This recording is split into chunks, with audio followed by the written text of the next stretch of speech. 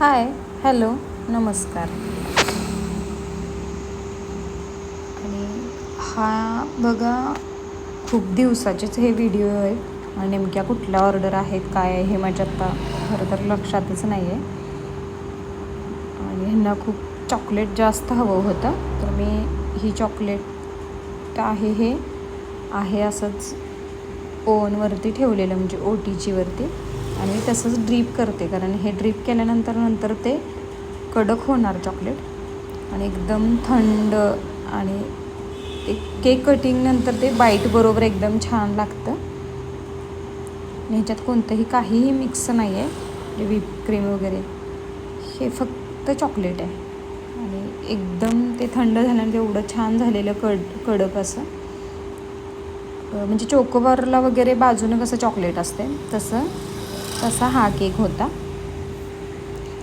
Chocobar स्टाईलचाच असेल मला वाटते. म्हणजे मी हा केक तर तयार केला आहे, कारण ह्याला कधी मी पूर्ण केक कोट करते याच ना, आणि छान लागतो तो. एकदम कट होतं व्यवस्थित आणि ते एकदम कडक चॉकलेट एकदम बाईट अशा तोंडामध्ये लागतात आणि छान टेस्ट आहे त्याची.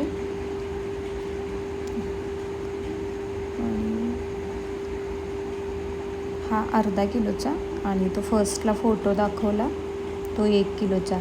ह्या एकाच दिवशीच्या ऑर्डर होतात बघा. त्यांना पण चॉकलेट जास्त हवं होतं आणि ह्यांना पण. हे डेकोरेशन बघा आहे. आणि काय एवढी डेकोरेशन किंग वगैरे काही नाही आहे. माझी सगळ्या केकचे डेकोरेशन अगदी सिम्पलच असतात, कारण गावाकडे याच प्रकारचे लागते डेकोरेशन. आवडतं लोकांना अशाच टाईपमध्ये.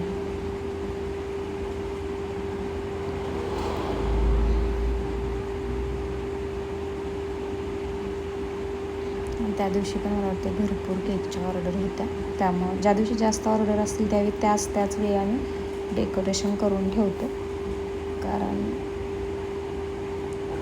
लगेच केक पॅकिंग वगैरे करून सुरी वगैरे लावून ठेवतो, म्हणजे लगेच देता येतो. कारण आम्हाला माहीत असते संध्याकाळी नेता वेळेस पण तरी 7 नंतरचंच टायमिंग असतं आणि फास्ट ऑर्डर असतात, त्यामुळं. हे बहुतेक माझ्या मैत्रिणीनेच सांगितलेली ऑर्डर होती. आणि ही बघा माझी भाची चॉकलेटचे असे